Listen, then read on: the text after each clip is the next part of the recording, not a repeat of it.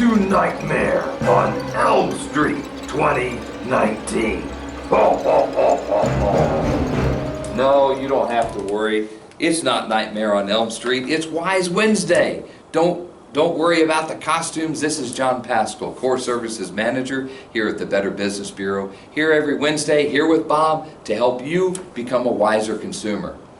We all know it's Halloween week. Halloween's tomorrow. Maybe a little cold, a little wet, but it should be a lot of fun. So what do we do during Halloween? We dress up. We impersonate something else or somebody else. That's what our kids are going to do. Maybe adults are going to dress up.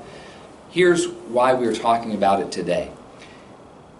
Impersonators, scammers, fraudsters want to impersonate somebody else. And that's how they get you. They want to act like they're somebody else. Today, we're talking about impersonating the Social Security Administration.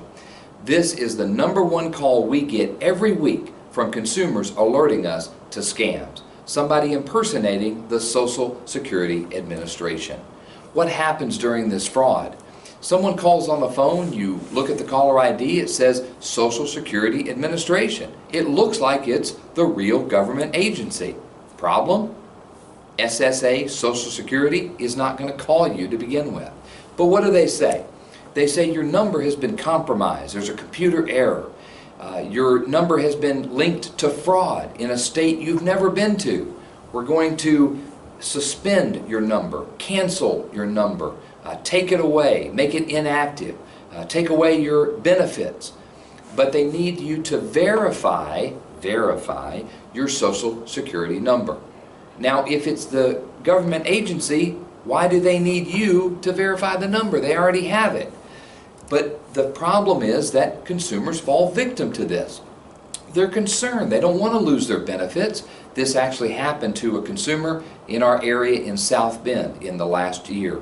They responded, they picked up the phone, they fell victim to the scam. They lost over $1,100. How did they fall victim to that? They said that their number, Social Security number, had been linked to criminal activity in another state. Blood in a car, 30 pounds of cocaine, really scaring the consumer. They said that they had to suspend the number, but that the consumer could have money to use, but to do that they needed to get some gift cards and to get with the agent the next day to get the money in their account. But in the meantime, to verify that they did the right thing, the fraudster asked them to send them copies of the gift cards. What's the problem with that? Well, when they sent the copy of the gift card, it had the gift card number, the activation code, the security code, the expiration date, everything they needed to do what? Steal the money. And that's how they lost the money. So what do you do to avoid falling victim to that scam? Well, first of all, we don't trust our caller ID. We know fraudsters will spoof the number. It may look like they're calling from a government agency when they're not. So don't trust the caller ID. Never, ever, ever give your personal information over the phone to somebody you don't know. Again, if it's a government agency, they're already going to have your number. You don't have to give it to them to verify that. Another thing, SSA, Social Security Administration, is not going to call you with this kind of information. They don't call consumers with that kind of information. Don't ever fall victim to somebody pressuring you into doing something. If you're concerned about your number, your Social Security account, your benefits, look up the number yourself from trusted sources and call the SSA yourself. Don't fall victim to that scam. Of course, again, don't fall victim to somebody trying to impersonate somebody else. You do the research.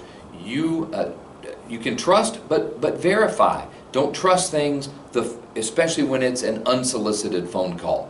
So again, don't worry about the costumes, but remember, don't fall victim to somebody trying to impersonate somebody that you're not sure who they really are.